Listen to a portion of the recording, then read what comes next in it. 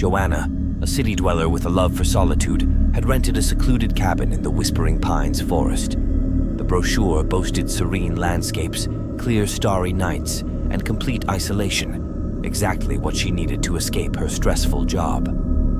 The wooden structure creaked with history, and the fireplace promised warmth against the cold mountain nights. Joanna spent the first day exploring the nearby trails, feeling a rare sense of freedom and peace. Joanna was jolted awake by a soft whisper. At first, she thought it was the wind, but the voice was distinct, almost too clear. She couldn't make out the words, but the tone was unmistakably eerie. She dismissed it as her imagination, brought on by the unfamiliar environment. This time, it was louder and closer. Joanna strained to hear the words, but could only catch fragments. It was as if someone, or something, was trying to communicate with her. The realization sent a shiver down her spine. While hiking, she stumbled upon an old, weathered graveyard hidden deep in the woods. The gravestones were ancient, their inscriptions worn away by time. One grave stood out. It was marked with her last name. Joanna felt a cold dread settle over her. It seemed to come from within the cabin itself. Joanna, now thoroughly frightened, decided to investigate. Armed with a flashlight, she followed the sound to the basement, a place she hadn't dared to enter before. Dusty and filled with cobwebs, it looked like it hadn't been touched in decades. In the corner, she found an old, rotting chest. As she opened it, a foul odor filled the air, and she recoiled in horror. They were black and white, depicting a family that once lived in the cabin. Joanna's blood ran cold when she recognized one of the faces. It was her, or at least someone who looked exactly like her. The resemblance was uncanny. That night, they were louder than ever, filled with desperation and anguish. Joanna felt a presence in the cabin, something malevolent and angry. She tried to leave, but the door wouldn't budge, as if an invisible force was holding it shut. Joanna hoped to find a way out through a window. Instead, she found an old diary belonging to the woman in the photograph. The entry spoke of haunting whispers, growing madness, and a tragic end. It spoke of a curse placed on the cabin, trapping the souls of those who resembled the original family. The woman had tried to leave, only to be driven to madness and death by the spirits. The whispers were not just haunting her, they were warning her. The spirits of the family were trapped, and she was their only hope for release. But time was running out. The whispers turned into screams, and apparitions appeared.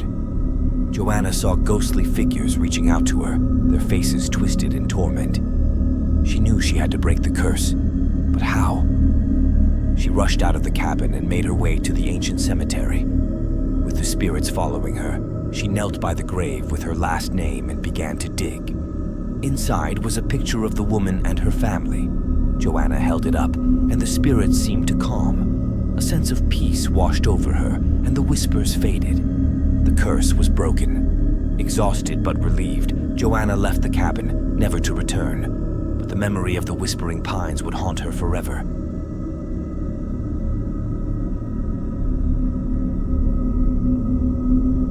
Nestled deep in the woods, it was said to be haunted by the spirits of those who had died tragically within its walls. Despite the warnings, a group of 4 friends, Mike, Sarah, Dave, and Lisa, decided to spend a weekend there, lured by the promise of adventure and the thrill of the unknown. Its once majestic walls were now covered in ivy, and the windows were cracked and grimy. The group arrived just before dusk, eager to explore. They set up their sleeping bags in the main hall, which still held remnants of its former glory: a massive fireplace, a grand staircase, and dusty chandeliers. The friends laughed and told ghost stories, the atmosphere charged with excitement. But as the night wore on, an eerie silence fell over the lodge. The wind outside seemed to carry whispers, but they chalked it up to their overactive imaginations. While exploring the lodge, Sarah found an old journal hidden behind a loose brick in the fireplace. The journal belonged to a former owner who wrote about strange occurrences, unseen hands touching her, whispers in the night, and shadowy figures watching her. As the group sat around the fireplace, they heard faint footsteps above them. Dave, always the skeptic, decided to investigate. He climbed the stairs, calling out, but there was no answer. Suddenly, a door slammed shut, and Dave screamed. Dave claimed he had seen a figure, a woman in a tattered dress, her eyes hollow and empty. She had appeared out of nowhere, staring at him with a malevolent grin before disappearing into thin air. The others tried to reassure him, but fear had taken root. Lisa woke up to the feeling of someone stroking her hair. She opened her eyes to see a shadowy figure leaning over her. She screamed, waking the others. The figure vanished, but the room was filled with a cold, palpable dread. The front door wouldn't open, no matter how hard they tried. The windows were similarly unyielding, as if the lodge itself was keeping them prisoner. Panic set in as they realized they were trapped. The whispers grew louder, and the temperature dropped. Shadows danced on the walls, and ghostly figures roamed the halls. The friends felt a growing sense of despair and hopelessness. The entries grew more frantic, detailing the owner's descent into madness. She spoke of the spirits demanding something from her, but what? She didn't know. The final entry was smeared with blood, ending abruptly. Dave was dragged across the floor by unseen hands, leaving him bruised and terrified. Mike saw ghostly children playing in the hallway, their laughter echoing eerily. Lisa was nearly pushed down the stairs by a force she couldn't see. Sarah found a passage that mentioned a hidden room in the basement where the original owner had conducted seances to communicate with the dead. They decided to find it, hoping it held the key to their escape.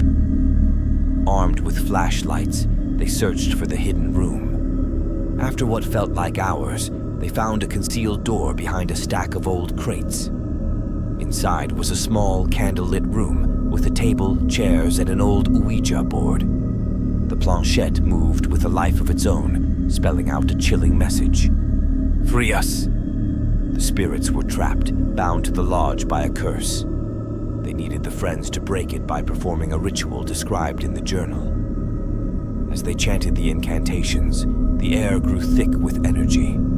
The spirits appeared, watching silently. With the final words, a blinding light filled the room.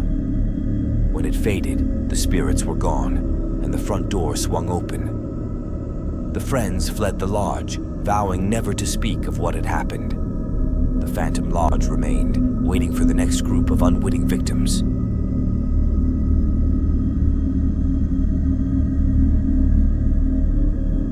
Locals spoke of disappearances and ghostly apparitions, but the stories only intrigued Martin, an amateur paranormal investigator. Determined to uncover the truth, he convinced his skeptical girlfriend Emily to join him for a weekend at the cabin. The lake, dark and still, reflected the overcast sky. The atmosphere was unsettling, but Martin was excited. Emily, however, felt an immediate sense of dread as they unloaded their gear and settled in. They built a fire and listened to the sounds of the forest. Martin set up his equipment, cameras, voice recorders, and EMF meters, hoping to capture evidence of the supernatural. Emily remained uneasy, her eyes constantly darting to the shadows. While exploring the shoreline, Emily found a dilapidated boat half submerged in the water. Inside was a torn, waterlogged diary. It belonged to a previous visitor who wrote about eerie encounters and a sense of being watched. That night, they read the diary by the fire. The entries detailed how the previous visitor felt a malevolent presence and heard whispers in the night. The last entry was a frantic plea for help, ending abruptly. She started seeing fleeting shadows out of the corner of her eye and hearing faint whispers that Martin couldn't hear. She begged Martin to leave, but he insisted they stay, convinced they were on the verge of a breakthrough. The whispers turned into voices, clear and insistent. Martin recorded them, capturing chilling messages like, "Get out," and "You're not safe." Emily felt a cold hand touch her shoulder, but no one was there. Doors slammed shut, lights flickered, and objects moved on their own. Martin, though scared, was determined to document everything. Emily, however, was terrified, feeling a malevolent force closing in on them. It showed the location of an ancient burial ground near the lake. According to local legend, the spirits of the buried were restless, angered by the cabin's construction on their sacred land. Under the cover of night, they ventured into the forest, guided by the map. The air grew colder and the whispers louder as they approached the site. Weathered tombstones marked the graves, and a sense of sorrow and anger permeated the air. Martin took photos and recordings, while Emily felt an overwhelming urge to leave. It was a woman, her face twisted in rage. She pointed at them and screamed, a blood-curdling sound that echoed through the forest. Martin and Emily ran back to the cabin, the figure's screams following them. The spirits were no longer subtle. Apparitions appeared, whispering threats and warnings. Martin's equipment malfunctioned, and the cabin seemed to close in on them, the walls almost breathing. It spoke of a ritual to appease the spirits, involving a sacrifice at the burial ground. Martin, though reluctant, agreed they had no other choice. They gathered the necessary items and returned to the site. As they completed the final steps, a powerful wind whipped through the forest. The spectral woman appeared again, but this time she seemed at peace. The wind died down, and the air felt lighter. The spirits were appeased. Martin and Emily left the cabin at dawn, vowing never to return. The cursed cabin of Blackwood Lake remained, a dark secret of the forest,